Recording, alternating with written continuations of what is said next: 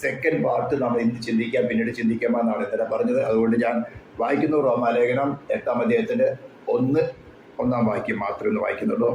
അതുകൊണ്ട് ഇപ്പോൾ ക്രിസ്തുവേശുവിലുള്ളവർക്ക് ഒരു ശിക്ഷാവിധിയുമില്ല. ജീവന്റെ ആത്മാവിന്റെ പ്രമാണം എനിക്ക് ഈ പാപത്തിന്റെയും മരണത്തിന്റെയും പ്രമാണത്തിൽ നിന്ന് ക്രിസ്തുവേശുവിൽ സ്വാതന്ത്ര്യം വരുത്തിയിരിക്കുന്നു. ഇംഗ്ലീഷിൽ എടുത്തിട്ടുണ്ടെങ്കിൽ ഒന്ന് വായിച്ചോളൂ.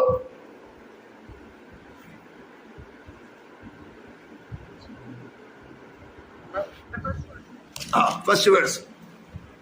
There is therefore now no condemnation to those who are in Christ Jesus, who do not walk according to the flesh, but according to the Spirit.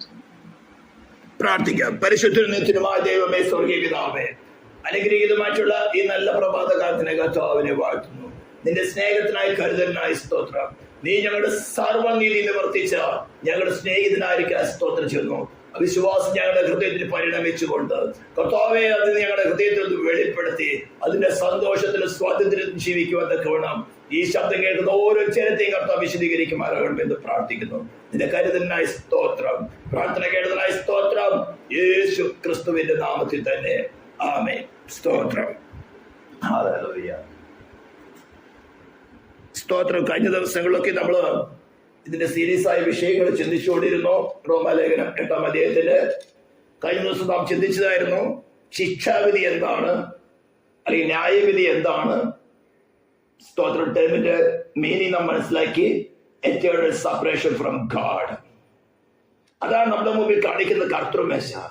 എന്റെ ദൈവമേ, എന്റെ ദൈവമേ, നീ എന്നെ കൈവിട്ടത് എന്തെന്ന് അത്യുച്ചത്തിൽ നിലവിളിക്കത്തക്കവണ്ണം മാനവജാതിയെ സകലർക്കും വേണ്ടി ദൈവം തന്റെ പുത്രനെ അല്പസമയത്തേക്ക് കൈവിട്ടു. 16-ാം സങ്കീർത്തനത്തെ വളരെ വ്യക്തമായി എഴുതിയിട്ടുണ്ടാണ്. നിന്റെ പരിശുദ്ധനെ നിദ്രബദ്ധം കാണാൻ സമ്മതിക്കില്ല, പാതാളത്തിൽ കൈവിടുകയില്ല. കൈവിടുകയില്ല എന്ന് പറഞ്ഞാൽ പാതാളത്തിൽ പോകില്ലെന്നല്ല, എറ്റേണലായിട്ട് അബാൻഡൻ ചെയ്യുകയില്ല, നിത്യമായി കൈവിട്ട് കളയുകയില്ല. അപ്പോൾ നാം എറ്റേണൽ സെപ്പറേഷൻ പ്രാപിക്കേണ്ട സ്ഥാനത്ത് അവരിൽ വിശ്വസിക്കുന്നവരെ രക്ഷിപ്പാൻ തക്കവണ്ണം ആമേ സ്തോത്രം ദൈവത്തിന്റെ സ്നേഹത്തെ വെളിപ്പെടുത്തുന്നത് അവിടെയാണ്. തനിക്ക് ശത്രുക്കളായിരുന്നവർക്ക് പോലും എന്ത് നന്മ എന്ന് കണ്ടുകൊണ്ട് അത് ചെയ്തു കൊടുക്കുന്നതാണ് ദൈവിക സ്നേഹം എന്ന് പറയുന്നത്, അഗാപ്പേ ലവ് എന്ന് പറയുന്നത്.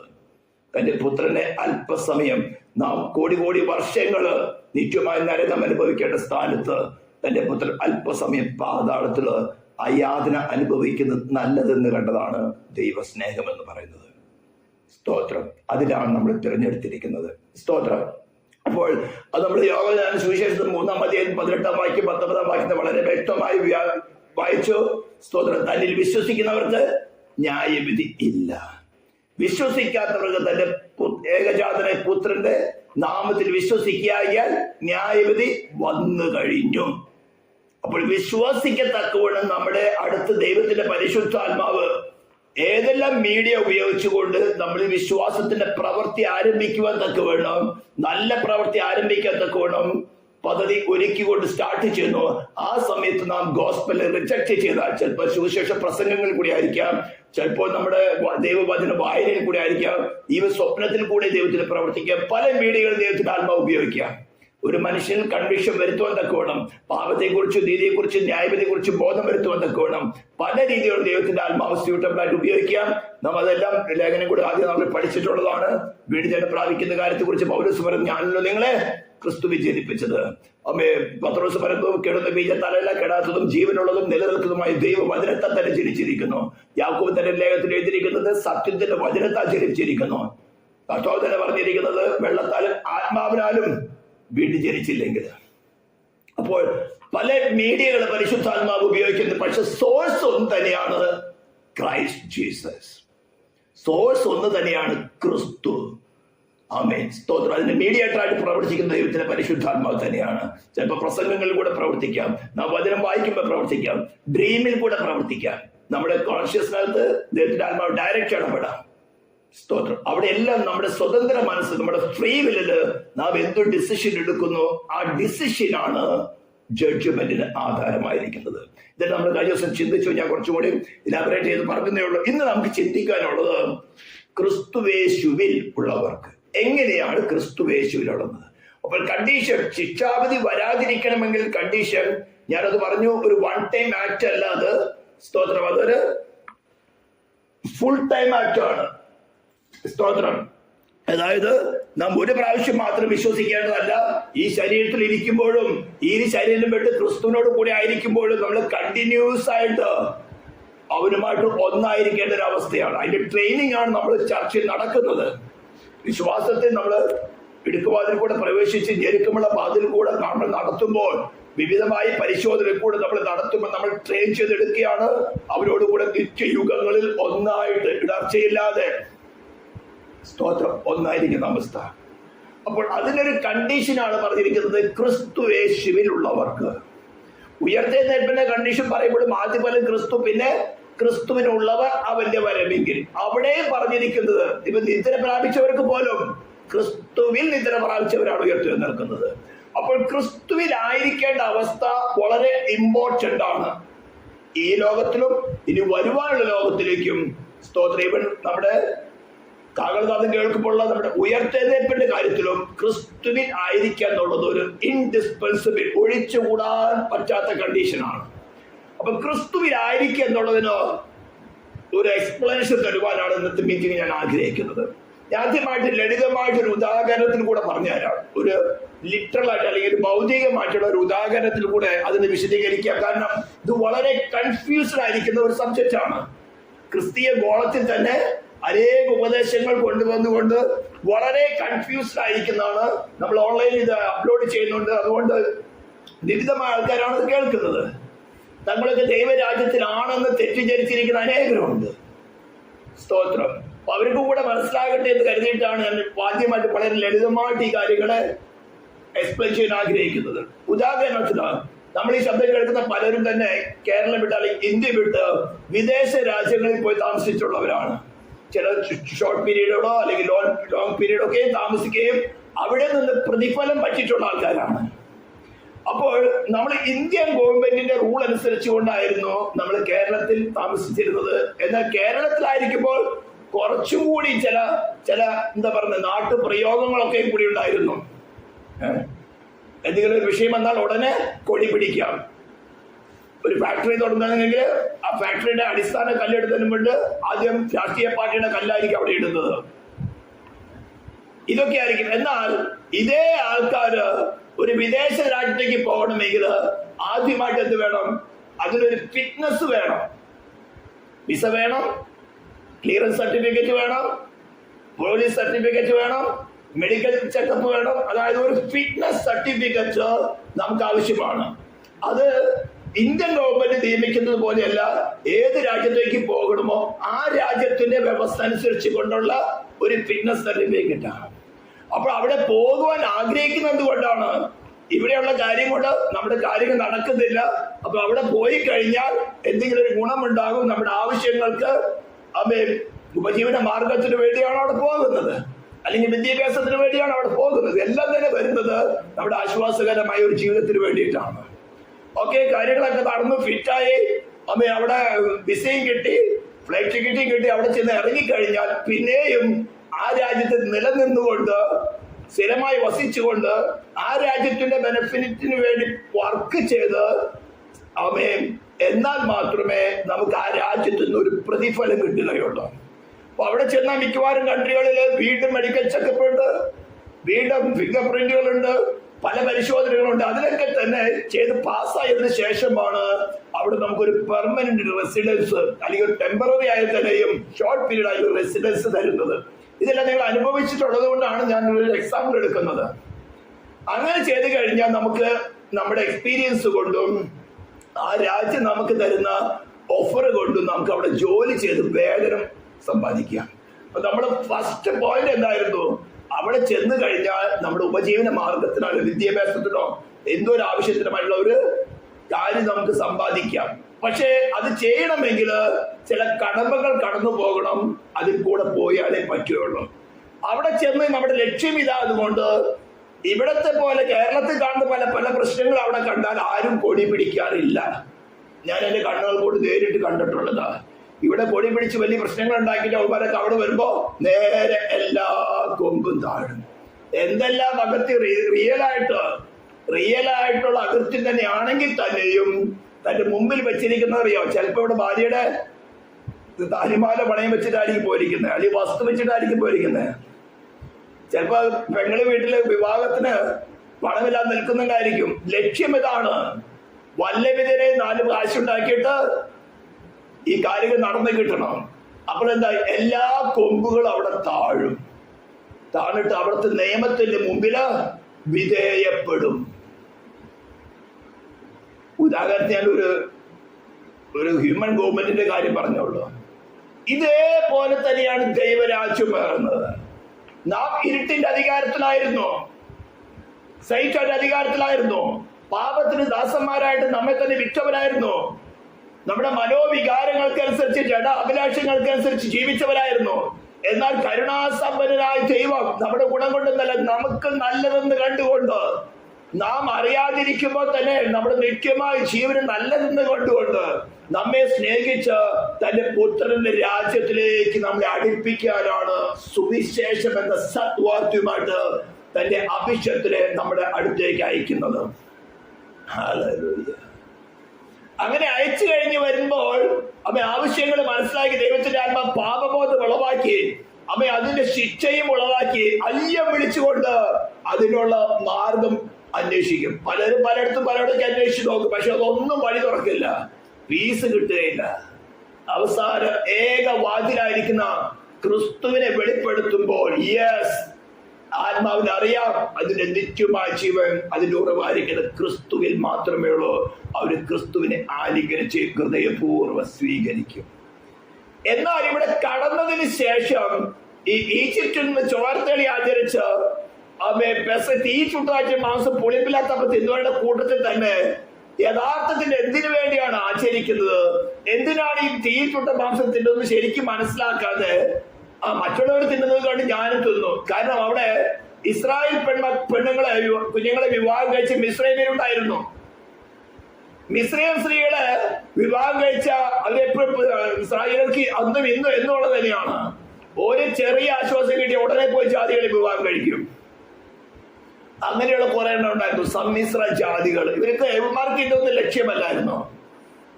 ഇവർക്ക് ഈ മെസ്സേജ് ചോരത്തളി അതൊക്കെ വരുന്ന സാരാ കണ്ടു. ഇസ്ലാമിന്റെ വീടുകളിലേക്ക് കരച്ചിൽ കേട്ടു. അപ്പൊ ഇവിടെ കരച്ചിലൊന്നുമില്ല, ഇവിടെ ആശ്വാസമുണ്ട്. സ്തോത്രം. അങ്ങനെ വന്ന് ചെങ്കടൽ കരയ്ക്ക് തുടങ്ങി, പിറപ്പ് തുടങ്ങി. പക്ഷേ അവരാരും വാഗ്ദത്ത ദേശത്ത് എത്തിയില്ല. കാരണം എന്താ, കേട്ട വചനം അവർക്ക് വിശ്വാസമായി പരിണമിച്ചില്ല. ഇതേപോലെ നമുക്ക് പഴയ നിയമത്തിൽ നിന്ന് പുതിയ നിയമത്തിലും അനേക ഉപദാഹരണങ്ങൾ എടുക്കാം. ഞാൻ പറഞ്ഞല്ലോ, ഇവിടെ നമ്മുടെ കേരളത്തിൽ നിന്ന് കൊടി പിടിക്കുന്നവര് വിദേശ രാജ്യങ്ങളിൽ ചെന്ന് കഴിഞ്ഞാൽ അവിടെ ലക്ഷ്യം മനസ്സിലാക്കിക്കൊണ്ട് അവിടെ ആവശ്യം മുന്നിൽ ഉയർന്നു നിൽക്കുന്നതുകൊണ്ട് അവിടുത്തെ നിയമത്തിന് വിധേയപ്പെടുകയാണ് ചെയ്യുന്നത്. ഇതേപോലെ തന്നെയാണ് ക്രിസ്തുവിൽ വസിക്കുക എന്ന് പറഞ്ഞാൽ. സ്തോത്രം. നമ്മളിൽ കുറച്ചൊക്കെ ജഡ കൊമ്പുകളൊക്കെ ഉണ്ട്. അതാ പറഞ്ഞ ജഡാഭിലേഷത്തിനനുസരിച്ചല്ല, ജീവന്റെ ആത്മാവിന്റെ പ്രമാണം, പാപത്തിന്റെയും മരണത്തിന്റെയും പ്രമാണം തിന്ന് എനിക്ക് ക്രിസ്തുവേശുവിൽ സ്വാതന്ത്ര്യം വരുത്തുന്നു. ഇപ്പൊ നമ്മളൊരു വിദേശ രാജ്യത്ത് ചെന്ന് കഴിഞ്ഞാല് അവിടുത്തെ അകൃത്യങ്ങൾ കാണുമ്പോൾ നമ്മുടെ അകത്തുനിന്ന് കൊമ്പ് പൊങ്ങും, കൊടി പിടിക്കണം, 4 പേരെ കൂട്ടണം. പക്ഷേ മുമ്പിൽ നിൽക്കുമ്പോൾ അവിടെ ഒരു ജീവന്റെ ആത്മാവിന്റെ പ്രമാണം, ഞാൻ കമ്പയർ ചെയ്യുന്നത് ഇതിനോടല്ല, പക്ഷെ അവിടെ ഒരു ലക്ഷ്യമോ നമ്മുടെ മുമ്പിലുണ്ട്. വസ്തു പണയം വെച്ചിട്ടാണ് വന്നിരിക്കുന്നത്, അല്ലെങ്കിൽ വിവാഹം കഴിക്കാതെ പെങ്ങന്മാര് വീട്ടിൽ നിൽക്കുന്നുണ്ട്, അല്ലെങ്കിൽ വലിയ കടം വാങ്ങിയിട്ടാണ് വന്നിരിക്കുന്നത്. അഥവാ ജോലി നഷ്ടപ്പെട്ടാൽ കൊടി പിടിച്ചാൽ കൈ പൊക്കിയാൽ നെക്സ്റ്റ് ഫ്ലൈറ്റിന് ഞാൻ തിരിച്ചു ബോംബെയിലെത്തും. ബോംബെക്ക് കയറ്റിവിടുള്ളൂ, കേരളത്തിലേക്ക് കയറ്റിവിടില്ല. ഏറ്റവും ഫ്ലൈറ്റ് ടിക്കറ്റ് കുറവുള്ളിടത്തേക്ക് കയറ്റിവിടുള്ളൂ, അല്ലെങ്കിൽ ഡൽഹിയിലേക്ക്. പിന്നെ അവിടെ നിന്നെടുത്താണ് നോക്കിക്കൊള്ളണം. ഇതൊക്കെ ഞാൻ നേരിട്ട് കണ്ടിട്ടുള്ളതാണ്. അപ്പോൾ ആ ലക്ഷ്യബോധ്യം സാക്ഷാത്കരിക്കത്തക്ക വേണം. ഈ ജഡത്തെ ക്രൂശിച്ചിടുന്നത് പോലെ തന്നെയാണ് നമ്മുടെ ലക്ഷ്യം നിത്യമായ ജീവനായതുകൊണ്ട് ക്രിസ്തുവിനോടുകൂടെ നമ്മള് അവിടെ നിർബന്ധിതരായിട്ടാണ് നമ്മൾ ഭൗതികമായി ധരിച്ചത്. ഇവിടെ അങ്ങനെയല്ല, നിർബന്ധിതരായിട്ടല്ല, നമുക്ക് വേണ്ടി പ്രായശ്ചിത്തമായി തീർന്ന ക്രിസ്തുവിനോടുള്ള സ്നേഹത്തില് നാം നമ്മുടെ പാപത്തിന്റെയും മരണത്തിന്റെയും വഴികളെ ക്രൂശിച്ചിടുകയാണ് ചെയ്യുന്നത്. നമ്മളിത് പൊങ്ങിക്കൊണ്ടേയിരിക്കും. എന്നാൽ ജീവന്റെ ആത്മാവിന്റെ പ്രമാണം കൊണ്ട് നാം അത്തരം പ്രമാണങ്ങളെ, പാപത്തിന്റെയും മരണത്തിന്റെയും പ്രമാണത്തെ ക്രൂശിച്ചിട്ടോടിയിരിക്കണം. ഇതിന് ചില ഉദാഹരണങ്ങൾ നമുക്ക് പഴയ നിയമത്തിൽ നിന്ന് എടുക്കാം, പുതിയ നിയമത്തിൽ നിന്ന് എടുക്കാം. പെട്ടെന്ന് ഞാൻ നിർത്താൻ ആഗ്രഹിക്കുകയാണ്. സെക്കൻഡ് കിങ്സ്, 2 രാജാക്കന്മാരുടെ പുസ്തകം ഞാൻ പലപ്പോഴും ഈ പുസ്തകം റെഫർ ചെയ്യാറുണ്ട്. നമ്മുടെ വിശ്വാസ ജീവിതത്തിൽ പലപ്പോഴും ആവശ്യം വരുന്ന ഒരു പുസ്തകമാണിത്, 2 രാജാക്കന്മാരുടെ പുസ്തകം. ശമര്യക്കാരി സ്ത്രീയുടെ കാര്യം പറയുമ്പോഴൊക്കെയും യോഹന്നാൻ എഴുതിയ സുവിശേഷം 4-ാം അധ്യായത്തില് യേശുക്രിസ്തു കടന്നു ചെന്ന ശമര്യദേശത്തിലെ സമര്യശ്രീയുടെ കാര്യം, അവരുടെ ഉത്ഭവം എവിടെയാണ്, അവരുടെ ഒറിജിൻ എവിടെയാണെന്നൊക്കെയും പറയാൻ വേണ്ടി നമുക്ക് റെഫറൻസ് എടുക്കാൻ പറ്റുന്നതാണ് ഈ സെക്കൻഡ് കിങ്സ് ചാപ്റ്റർ 17 എന്ന് പറയുന്നത്. അപ്പൊ സെക്കൻഡ് കിങ്സ് ചാപ്റ്റർ 17 അശൂർ രാജാവ് കടന്നു വന്ന് ശമര്യയിൽ ഉണ്ടായിരുന്ന ഇസ്രായേലിനെ പിടിച്ചുകൊണ്ടുപോയി അശൂർ ദേശത്ത് പാർപ്പിക്കുകയും അശൂരിൽ ഉണ്ടായിരുന്നതായിട്ടുള്ള ചിലയിടങ്ങളിൽ നിന്ന് നമുക്കത് വായിക്കണമെങ്കിൽ സ്തോത്രം വേഴ്സ് 24 എടുക്കണം. Chapter 17 second king chapter 17 verse 24. അശൂർ രാജാവ് ബാബേൽ, കുഥ, അവ, ഹമാത്ത്, സെർഫയീം എന്നിവിടങ്ങളിൽ നിന്ന് ആളുകളെ വരുത്തി ഇസ്രായേൽ മക്കൾക്ക് പകരം ശമര്യ പട്ടണങ്ങളിൽ പാർപ്പിച്ചു. അവർ ശമര്യ പട്ടണം കൈവശമാക്കി അതിന്റെ പട്ടണങ്ങളിൽ പാർത്തു. ഈ പാർത്തോനിൽ പെട്ടതാണ് യേശുക്രിസ്തുവിന്റെ കാലത്തുണ്ടായിരുന്ന ശമര്യക്കാരി സ്ത്രീ. പക്ഷെ അത് ആരുടെ പട്ടണമായിരുന്നു? യാക്കോബിന് കൊടുത്ത പട്ടണമായിരുന്നു. ആ പട്ടണത്തെ വീണ്ടെടുക്കുക എന്നുള്ളത് കർത്താവിന്റെ ഒരു ലക്ഷ്യമായിരുന്നു. അതിനുവേണ്ടി കർത്താവ് അവിടെ പോയത്. സാധാരണ യഹൂദന്മാർ ആ വഴി കൂടെ പോവുകയില്ല. യഹൂദന്മാർക്ക് യെരുശലേമിലേക്ക് ഇങ്ങ് തെക്കേ വശത്ത് പാർക്കുന്നവർക്കൊക്കെയും, അതായത് 10 ഗോത്രങ്ങളിൽപ്പെട്ടവർക്കൊക്കെയും യെരുശലേം കിടക്കുന്ന നോർത്തിലാണ്. നോർത്തിലേക്ക് പോകണമെങ്കിൽ ഈ ശമര്യ ക്രോസ് ചെയ്ത് പോകണം. പക്ഷെ ഈ ശമര്യ ക്രോസ് ചെയ്ത് പോകാതെ ഇവര് യോർദാൻ നദിയുടെ കര പറ്റിക്കൊണ്ട് ദൂരെ യാത്ര ചെയ്തിട്ട് പോകും. അത്രമാത്രം അകറ്റി നിർത്തിയാണ് ശമര്യക്കാരെ. പക്ഷെ യേശു ക്രിസ്തു അവിടെ ചെന്ന്, കാരണം എന്താ, താൻ യാക്കോബിന് അവകാശമായി കൊടുത്ത സ്ഥലമാണത്. ഓക്കെ, അവിടെ ചെന്നതിന് ശേഷം ഈ വന്നവരാരൊക്കെയാണ്? അസ്രിയൻസ് ആണ്. അവര് വന്നപ്പോൾ നല്ല അവസ്ഥയിലേക്ക് കൊണ്ടുവന്നത്. ശബരിദേശത്ത് പറഞ്ഞ നല്ല ദേശമായിരുന്നു. സ്തോത്രം. യഹോവയിൽ അനുഗ്രഹിക്കപ്പെട്ട ദേശമാണല്ലോ ഇസ്രായേൽ ദേശം മുഴുവനും. പക്ഷെ അവർ വന്നപ്പോൾ എന്ത് ചെയ്തു? അവരുടെ ചില പ്രവൃത്തികളെ കൂടെ കൊണ്ടുപോകുന്നു. അതാണ് നമുക്ക് ചിന്തിക്കാനുള്ളത്. അതാണ് നമുക്ക് ക്രിസ്തു യേശുവിൽ ഇന്ന് പല വിധത്തിലും പല ഉപദേശങ്ങൾ എടുക്കുകയാണ്. സ്തോത്രം. ഞാൻ ഉദാഹരണത്തിന് പറഞ്ഞാൽ, കഴിഞ്ഞ ദിവസം ഞാൻ പേര് പറഞ്ഞില്ല, കാരണം ഇത് നമ്മൾ ഓൺലൈനിൽ അപ്ലോഡ് ചെയ്യുന്നതാണ്. നമ്മുടെ കൂട്ടത്തിലെ ഒരു സിസ്റ്റർ എനിക്കൊരു വീഡിയോ അയച്ചു തന്നു. അദ്ദേഹത്തിന് അവർക്ക് വേറൊരാളെ അയച്ചു കൊടുത്തതാണ്. ഇതെങ്ങനെയുണ്ടെന്ന് പരിശോധിക്കാൻ, ശരിയാണോ അല്ലയോ ഒന്ന് പരിശോധിക്കാൻ പറഞ്ഞു എനിക്ക് ഒരു വീഡിയോ അയച്ചു തന്നു. ഞാൻ കുറച്ച് തിരക്കിലായിരുന്നു. പക്ഷെ നമ്മുടെ ആത്മീയ വിഷയമായതുകൊണ്ട് ഞാൻ പെട്ടെന്ന് അതിന് സ്റ്റാർട്ടിങ് മാത്രം ഒന്ന് എടുത്തു നോക്കി. അപ്പൊ ഉടനെ ആ മനുഷ്യൻ ഒരു വ്യക്തി സുവിശേഷകനായിട്ട് ചമഞ്ഞുകൊണ്ട് പറയുന്നതാണ്. അപ്പൊ അദ്ദേഹം പരിശുദ്ധാത്മാവിനെ നടത്തപ്പെടുന്ന കാര്യത്തെ കുറിച്ച് പറയുകയാണ്. നമ്മളിപ്പോ പഠിപ്പിക്കുന്ന വാക്യത്തിൽ ജീവന്റെ ആത്മാവിന്റെ പ്രമാണം. പക്ഷെ പരിശുദ്ധാത്മാവിനല്ല എങ്ങനെ നടത്തപ്പെടുന്നു എന്നതിനെ കുറിച്ച് പഠിപ്പിക്കുകയാണ്. അപ്പൊ പഠിപ്പിക്കുമ്പോ പറയാണ്, നമ്മളൊക്കെയും ശിശു സ്നാനത്തിൽ തന്നെ പരിശുദ്ധാത്മാവിനെ പ്രാപിച്ചവരാണ് എന്ന് പറഞ്ഞിട്ട് പറയണ്ട, അതിന് വചനമെടുക്കുകയാണ്. എന്ന് പറഞ്ഞാൽ അവരുടെ ചട്ടപ്രകാരം അദ്ദേഹം അപ്പൊ എനിക്ക് മനസ്സിലായി, ഒന്നിലേക്ക് കത്തോലിക്കിന് പെട്ടതാണ്, അല്ലെങ്കിൽ ഓർത്തഡോക്സ് യാക്കോബ വിഭാഗത്തിൽപ്പെട്ടവരാണ്. അപ്പൊ അദ്ദേഹം പറയാണ്, ശിശു സ്നാനത്തില് എന്താ മൂറം തേച്ചുകൊണ്ട്, മൂറെന്ന് വാക്ക് ഉപയോഗിച്ചില്ല, നമുക്ക് ശിശു സ്നാനത്തില് പരിശുദ്ധാത്മാവിനെ പ്രാപിച്ചവരാണ്. എന്നിട്ട് അതിന് വചനത്തിന് തെളിവെടുക്കുകയാണ്. എഫേസ്യലേഖനം 1-ാം അധ്യായത്തിന്റെ 13-ാം വാക്യം.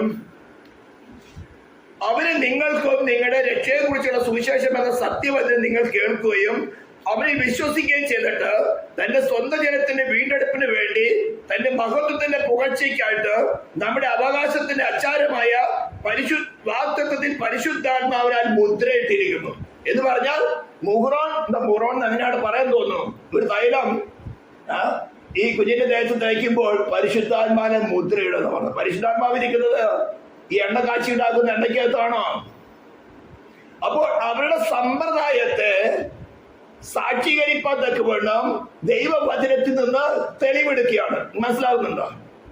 അവര് ആചരിച്ചു വരുന്ന മൂറോൺ അഭിഷേകം എന്ന് പറയുന്നത് പരിശുദ്ധാത്മാവിനാൽ മുദ്രയിടുന്നതാണെന്ന് തെളിയിക്കാൻ വേണ്ടി ദൈവവചനത്തിൽ നിന്നൊരു സാക്ഷ്യമെടുക്കുകയാണ്. ഞാൻ കേട്ടപ്പോ തന്നെ വിളിച്ചു പറഞ്ഞു, അവരേത് ബൈബിളാ വായിക്കുന്നത് ചോദിക്കാൻ. അപ്പൊ പറഞ്ഞു POC ആണെന്ന്. POC ബൈബിൾ എന്ന് പറഞ്ഞ നമ്മള് യെരമ്യാവ് 8-ാം അധ്യായത്തിൽ 8-ാം വാക്യത്തിൽ പറഞ്ഞിരിക്കുന്നത് പോലെ ശാസ്ത്രിമാരുടെ കള്ള എഴുത്തുപോലെ. വ്യാജമാക്കി കളന്നാണ് POC ബൈബിൾ എന്ന് പറയുന്നത്. ദൈവവചനത്തോട് അല്പം കൂട്ടുകയോ കുറയ്ക്കുകയോ ചെയ്താൽ ഈ ട്രാൻസ്ലേഷൻ ചെയ്യുന്നവരൊക്കെയും അല്പം കൂട്ടുകയും കുറയ്ക്കുകയൊക്കെ ചെയ്യും. ഞങ്ങളുടെ മതത്തിന് വേണ്ടിയിട്ടും കോൺസ്റ്റന്റൈൻ ചക്രവർത്തി ചെയ്തതാണ്. കാത്തോലിസിസത്തിന് വേണ്ടിയിട്ട് 50ഓളം ട്രാൻസ്ലേഷൻസിന് ഈ കർത്താവിന്റെ ഡിവിനിറ്റിയെ അംഗീകരിക്കാത്തതാണ് ഏരിയൻസ് എന്ന് പറയുന്നത്. അവരെ കൊണ്ട് 50 ട്രാൻസ്ലേഷൻസ് ഉണ്ടാക്കിയായിരുന്നു. അതിലൊക്കെ പെട്ട ചില കാര്യങ്ങളാണ്. പക്ഷെ നമ്മുടെ അതല്ല. അപ്പോൾ ഒരു മതവിഭാഗം ശിശുസ്ഥാനത്തിൽ കൂടെ കൊടുക്കുന്നതായി മൂറോ എന്ന് പറയുന്നത് പരിശുദ്ധാത്മാവിന്റെ മുദ്രയാണെന്ന് പറയുവാൻ തക്കവണ്ണം ദൈവവചനത്തിൽ നിന്ന് വാക്യമെടുക്കുകയാണ്. ഇന്ന് ഇതേപോലെ ക്രിസ്തീയ നാമത്തിലുള്ള മതവിഭാഗങ്ങളിൽ ഇവർ പെന്തിക്കോസ്തിൽ പോലും തങ്ങൾ ആചരിച്ചു വരുന്ന കാര്യത്തെ ശരിയാണ് സ്ഥാപിക്കാൻ വേണ്ടി ദൈവവചനത്തിൽ നിന്ന് കൂട്ടെടുക്കുകയാണ് ചെയ്യുന്നത്. ഇതിന്റെ ഒരു കാര്യമാണ് ഞാൻ പഴയ നിയമത്തിൽ തെളിവെടുക്കുന്നത്. ഇങ്ങനെ അശൂർ ദേശത്ത് നിന്ന് അശൂർ രാജാവ് ശമരി ദേശത്ത് കൊണ്ടുവന്ന് പാർപ്പിച്ച ജനം, അതിനെ കുറിച്ചുള്ള കാര്യമാണ് താഴോട്ട് വായിക്കാൻ പോകുന്നത്.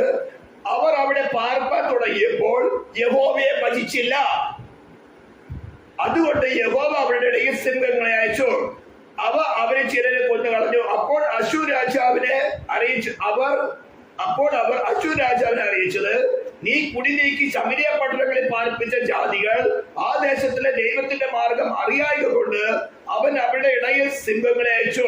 അവർ ആ ദേശത്തിലെ ദൈവത്തിന്റെ മാർഗം അറിയായികയാൽ അവരെ കൊന്നുകളയുന്നു.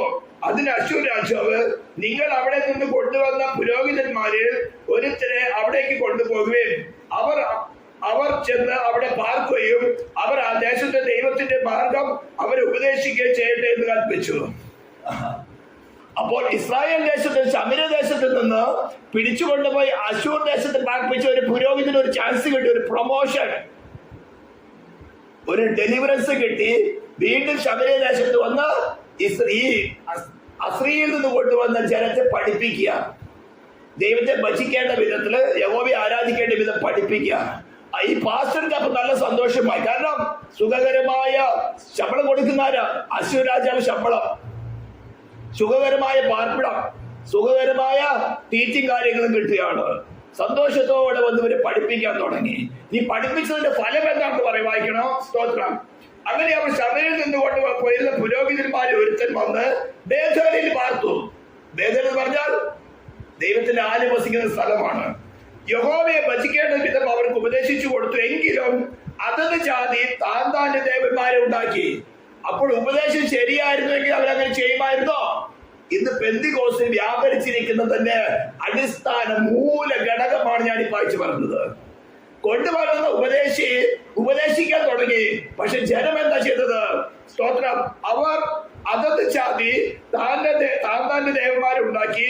ഓരോ ജാതി പാർത്തു വന്ന പട്ടണങ്ങളിൽ ശമര്യരുണ്ടാക്കിയിരുന്ന പൂജാഗരികളെ പ്രതിഷ്ഠിച്ചു. ഇന്ന് ഇതേപോലെ അനേക പാസ്റ്റർമാരുണ്ട്. വീണ്ടും ചലനം പ്രാപിക്കാതെ മതവിഭാഗങ്ങൾ, ജാതികൾ, ഹിന്ദുവിന്നോ മുസ്ലിമിന്നോ കത്തോലിക്കുന്നോ ഓർത്തഡോക്സിന്നോ യാക്കോബിൽ നിന്നോ മാർത്തോമിൽ എവിടെ നിന്നൊക്കെ പെന്തിക്കോസ് എന്ന് വന്നാലും അവരവരുടെ പാരമ്പര്യത്തെ ദൈവവചനത്തിന് അടിസ്ഥാനം പിടിച്ചുകൊണ്ട് നുഴഞ്ഞു കയറ്റാൻ നോക്കും. ഇത് വളരെ സൂക്ഷിക്കേണ്ടതാണ്. ഇതിൽ ക്രിസ്തുവിലുള്ളവരല്ല. ഇത് പറഞ്ഞതിന്റെ ആൾ മനസ്സിലാകുന്നുണ്ടോ? ഞാൻ വീണ്ടും ലളിതമായിട്ട് പറയാം. അശൂർ രാജാവ് ശമരിയിൽ കടന്നു വന്ന് അശൂർ ദേശത്ത് നിന്ന് ആൾക്കാരെ പിടിച്ചുകൊണ്ടുപോയി. ഇതിന്റെ കാരണമൊക്കെ വേറെയാണ്.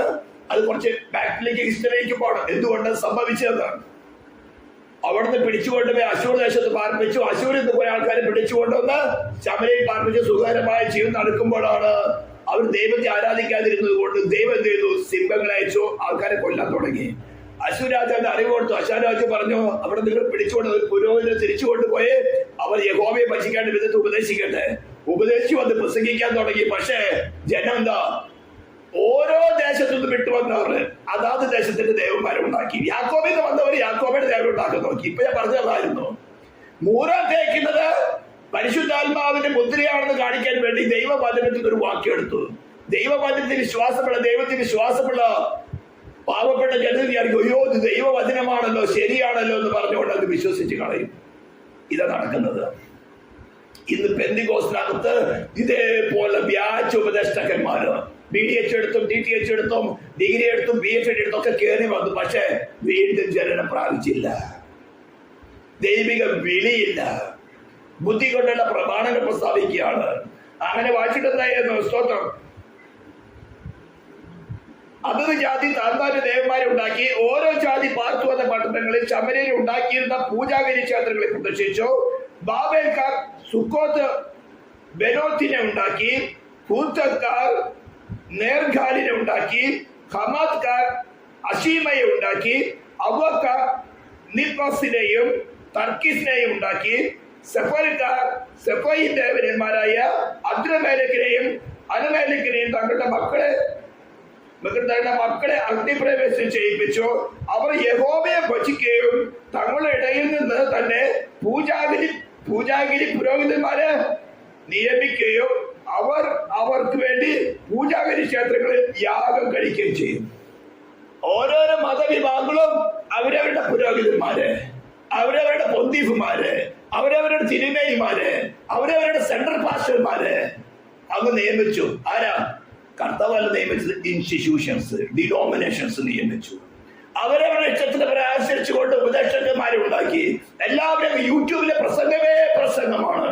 നീ യൂട്യൂബ് നോക്കിയാൽ ഓരോ വിശ്വാസി പോലും അവരുടെ മതവിഭാഗങ്ങളിൽ നിന്ന് വിട്ടുപോകാതിരിക്കാൻ തക്കവണ്ണം യോരാബിയെ ഉണ്ടാക്കിയതുപോലെ ബേഥേലിലും ദാനിലും ഓരോ പൊൻകാട്ടുകളെ കിട്ടിയുണ്ടായി. ഇത് തന്നെ നിങ്ങളുടെ രക്ഷാമാർഗം, ഇത് തന്നെ നിങ്ങളുടെ രക്ഷാമാർഗം പ്രസംഗിക്കാൻ തുടങ്ങിയിരിക്കുക. സ്തോത്രം. അങ്ങനെ അവർ യഹോവയെ ഭജിക്കുകയും എന്ന് പറഞ്ഞാൽ ദൈവത്തെ ഭയപ്പെട്ടു. കാരണം എല്ലാവരും ദൈവഭയമുണ്ട്. അവിടെ ഭജിക്കുക എന്ന വാക്കിനെ ഫിയേർഡ്, ഭയപ്പെട്ടു എന്നാണ്. തങ്ങൾ വിട്ട് പുറപ്പെട്ടു പോകുന്ന ജാതികളുടെ മര്യാദ പ്രകാരം സ്വന്തം ദേവന്മാരെ സേവിക്കുകയും ചെയ്തപ്പോൾ അതെങ്ങനെയാ നടക്കുന്നത്? ദൈവത്തെ ഭയപ്പെടുകയും തങ്ങൾ വിട്ടുപോകുന്ന ദേശത്തിലെ ദൈവന്മാരുണ്ടാക്കി അവയെ സേവിക്കുകയും ചെയ്തു. ഈ ഒരു കാര്യമാണ് ഇന്ന് ക്രിസ്തീയ ഗോളത്തിൽ കടന്നു വന്നിരിക്കുന്നത്. ഇവർ ക്രിസ്തുവിനുള്ളവരല്ല.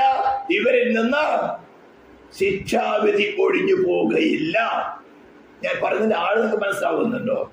ഇപ്പോൾ ക്രിസ്തുവേശുവിനുള്ളവർക്ക് ഒരു ശിക്ഷാവിധിയും ഇല്ല എന്ന് പറഞ്ഞതിന്റെ എക്സ്പ്ലനേഷനും അതിന്റെ ഡെപ്തിലേക്കാണ് പോയിക്കൊണ്ടിരിക്കുന്നത്. ഇന്ന് ക്രിസ്തീയ ഗോളത്തില് താങ്കളുടെ മര്യാദ പ്രകാരം ജനത്തെ ഉപദേശിക്കാൻ വേണ്ടി ദൈവവചനത്തിൽ നിന്ന് വാക്യങ്ങൾ എടുത്തുകൊണ്ട് ഇതാണെന്ന് പറഞ്ഞുകൊണ്ട് അവർ ഉപദേശിച്ച് അതിൽ തന്നെ നിർത്താൻ. ജനത്തിന് ദൈവവചനത്തോട് ഭയമുണ്ട്. ദൈവത്തോട് ഭയമുള്ളത് കൊണ്ട് ആ ഭയത്തെ ചൂഷണം ചെയ്തുകൊണ്ട് ദൈവവചനങ്ങൾ തന്നെ എടുത്തുകൊണ്ട് വഞ്ചനമേൽ വഞ്ചന നടത്തിക്കൊണ്ടിരിക്കുക. പക്ഷേ ദൈവത്തിന്റെ പ്രമാണത്തിന് മാറ്റമില്ല, ദൈവത്തിന്റെ നീതിക്ക് മാറ്റമില്ല. ദൈവനീതി നടത്തിയേ ഒക്കെയുള്ളൂ. അതുകൊണ്ട് അവിടുന്ന് ശിക്ഷാവിധി ഒഴിഞ്ഞു പോവുകയില്ല. സ്തോത്രം. ഇനി പുതിയ നിയമത്തിൽ ചെറിയൊരു ഉദാഹരണം എടുക്കാം. നമ്മുടെ പത്രോസ് ചേട്ടൻ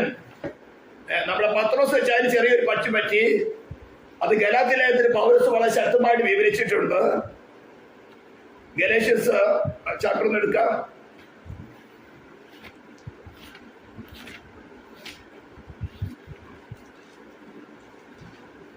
രണ്ടാം അധ്യായം. സ്തോത്രം. ഗലേഷ്യൻസ് ചാപ്റ്റർ 2 വേഴ്സ് 11 തുടങ്ങി ഞാൻ വായിക്കുന്നു. എന്നാൽ കേഫാവ് അന്ത്യോക്യയിൽ വന്നാറെ അവനെ കുറ്റം കാണുകയാൽ ഞാൻ അഭിമുഖമായി അവരോട് എതിർത്തു നിന്നു. യാക്കോബിന്റെ അടുത്ത് നിന്ന് ചിലർ വരും മുമ്പേ അവൻ ജാതികളോട് കൂടെ ചെന്നു പോന്നു. അവർ വന്നപ്പോൾ അവൻ പരിച്ഛേദനക്കാരെ ഭയപ്പെട്ട് പിരിഞ്ഞു നിന്നു. ശേഷം യഹൂദന്മാരും അവരോട് കൂടെ കപടം കാണിച്ചതുകൊണ്ട് ബർന്നബാസും അവരുടെ കപടത്താൽ തെറ്റിപ്പോയുവാൻ ഇടവന്നു. അവർ സുവിശേഷത്തിന് സത്യം അനുസരിച്ച് ചൊവ്വായി നടത്തുന്നില്ല എന്ന് കണ്ടിട്ട് ഞാൻ എല്ലാവരും കേൾക്കെ കേഫാവിനോട് പറഞ്ഞത്, യഹൂദനായ നീ യഹൂദ മര്യാദ പ്രകാരമല്ല ജാതികളുടെ മര്യാദ പ്രകാരം ജീവിക്കുന്നുവെങ്കിൽ നീ ജാതികളെ യഹൂദ മര്യാദ അനുസരിപ്പാൻ നിർബന്ധിക്കുന്നത്. നാം സ്വഭാവത്താൽ ജാതികളിൽ നിന്നുള്ള പാപികളല്ല, യഹൂദന്മാരത്രേ. എന്നാൽ യേശു ക്രിസ്തുവിന്റെ വിശ്വാസത്താലല്ലാതെ ന്യായപ്രമാണത്തിന്റെ പ്രവൃത്തികളാൽ മനുഷ്യൻ നീതീകരിക്കപ്പെടുന്നില്ല എന്ന് അറിഞ്ഞിരിക്കൊണ്ട് നാം ന്യായപ്രമാണത്തിന്റെ പ്രവൃത്തികളല്ല ക്രിസ്തുവിനുള്ള വിശ്വാസത്താൽ തന്നെ നീതീകരിക്കപ്പെടേണ്ടത് ക്രിസ്തു യേശുവിൽ വിശ്വസിച്ചു. അപ്പൊ പത്രോസിന് ദൈവിക സുവിശേഷത്തിന്റെ ശക്തിയാൽ തന്നെ ന്യായപ്രമാണത്തിന്റെ പ്രവൃത്തിയിൽ കൂടെ നടന്നിരുന്നവൻ ന്യായപ്രമാണത്തിന്റെ പ്രവൃത്തിയാലല്ല, ക്രിസ്തുവേശുവിന്റെ വിശ്വാസ നീതീകരണം പ്രാപിക്കുന്നു, ശിക്ഷാവിധി മാറിപ്പോകുന്നു എന്ന് മനസ്സിലാക്കി ജീവിച്ചവൻ തന്നെ യഹൂദ മത അനുസാരികളുടെ ചിലർ കടന്നു വന്നപ്പോൾ അല്പമൊന്ന് മാറി നിന്നു. ജാതികളുടെ കൂടെ ഭക്ഷണം കഴിക്കാതിരിക്കുക, ചില വേർപാടുകള്, ദൈവത്തിന് സുവിശേഷത്തിന്റെ സത്യത്തിന് അകച്ച വരുമാറ് വിരുദ്ധമായിട്ടുള്ള ചില പ്രവൃത്തികൾ ആരംഭിക്കാൻ തുടങ്ങി. ഇതും ക്രിസ്തുവേശുവിലുള്ളതല്ല. അതുകൊണ്ട് പൗലോസ് ശക്തമായി തർജ്ജനം ചെയ്തു. വേദപുസ്തകത്തിൽ ദൈവത്തിന്റെ ആത്മാവാദി എഴുതി വെച്ചു. ഞാൻ ഈ പറയുന്നതിന്റെ ഡെപ്തുകൾ നിങ്ങൾക്ക് മനസ്സിലാകുന്നുണ്ടോ? പലർക്കും ഇടയ്ക്ക് വെച്ച് സംഭവിക്കുന്ന ചില വേണ്ടാത്ത മര്യാദകള്, ചില കറകള് നമ്മുടെ ആത്മാവിൽ പറ്റി വരും. നമ്മൾ ആരുമായിട്ട് ഇടപെടുന്നോ, ആരുമായിട്ട് സഹവാസം ചെയ്യുന്നോ, ആരുമായിട്ട് ഇടപെടുന്ന കാര്യങ്ങളിലേക്ക് വേണ്ട വേർപാട് വെച്ചില്ലെങ്കിൽ, സെപ്പറേഷൻ വെച്ചില്ലെങ്കിൽ, അല്ലെങ്കിൽ അധികമായ സെപ്പറേഷൻ വെച്ചാൽ, ഇപ്പൊ പത്രോസിന് സംഭവിച്ചതായിരുന്നു. അത് നേരോടെ നടന്നതായിരുന്നു. സുവിശേഷത്തിന്റെ സത്യനിമിത്തം ക്രിസ്തുവേശുവിന്റെ വിശ്വാസം നീതീകരിക്കപ്പെടുന്നു എന്ന് കണ്ടുകൊണ്ട് ന്യായപ്രമാണത്തിന്റെ പ്രവൃത്തികൾ എന്ന് പറഞ്ഞ അവന് മുമ്പുണ്ടായിരുന്ന മത ആചാരത്തിലെ പ്രവൃത്തികളെ ഒഴിച്ചു കളഞ്ഞവനാ.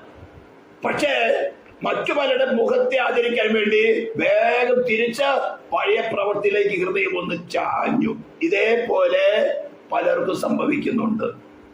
ഇതൊക്കെ സംഭവിക്കാതിരിക്കാനാണ് ഞാൻ വാണി തരുന്നത്. ഇപ്പോൾ ക്രിസ്തുവേശുവിലുള്ളവർക്ക് പ്രസന്റ് ടെൻസ് ആണ്. എപ്പോഴും ക്രിസ്തുവേശുവിൽ വസിക്കേണ്ട ആവശ്യകത. രണ്ട് ഉദാഹരണങ്ങൾ, ഒന്ന് പഴയ നിയമത്തിൽ നിന്നും ഒന്ന് പുതിയ നിയമത്തിൽ നിന്ന് എടുത്തുള്ളൂ. ഇനി ഇതിന്റെ ഡെപ്തിലേക്ക് പോകാനുണ്ട്. ദൈവകൃപ ചെയ്യുകയാണെങ്കിൽ അടുത്ത മീറ്റിംഗ് നമുക്ക് ചെയ്യാം. കർത്താവ് നമ്മളെ സഹായിക്കട്ടെ. ആമേൻ. നമുക്ക് ആരാധനയ്ക്ക് കർത്തൃപേക്ഷിക്കാൻ നാം ഏൽപ്പിച്ചു കൊടുക്കാം. പ്രാർത്ഥിക്കാൻ. പരിശുദ്ധ നിത്യമായ ദൈവമേ, സ്വർഗ്ഗീയ പിതാവേ, തിരുനാമത്തെ വാഴ്ത്തുന്നു. എന്റെ സ്നേഹത്തിനായ സ്തോത്രം. ഈ ശബ്ദം കേൾക്കുന്നവരും ജനത്തെയും, കർത്താവ് ഓൺലൈനിൽ കേൾക്കുന്നവരും ജനത്തെയും ഇതിന്റെ ആഴം നീ മനസ്സിലാക്കി കൊടുക്കണം കർത്താവ്. ഇതിന്റെ ആഴം നീ മനസ്സിലാക്കി കൊടുക്കണം എന്ന് പ്രാർത്ഥിക്കുന്നു. പരിശുദ്ധാത്മാവ ദൈവമേ, ക്രിസ്തുവിൽ വസിക്കേണ്ട ആവശ്യകത നീ വ്യക്തമാക്കി അവരെ ധൈര്യപ്പെടുത്തുമാറാകണമെന്ന് പ്രാർത്ഥിക്കുന്നു. ഒരുക്കണമെന്ന് പ്രാർത്ഥിക്കുന്നു. അനുഗ്രഹിപ്പിക്കുന്ന കർത്താവേ, പ്രാർത്ഥന കേൾക്കുന്നതിനായി സ്തോത്രം. യേശു ക്രിസ്തുവിന്റെ നാമത്തിൽ തന്നെ.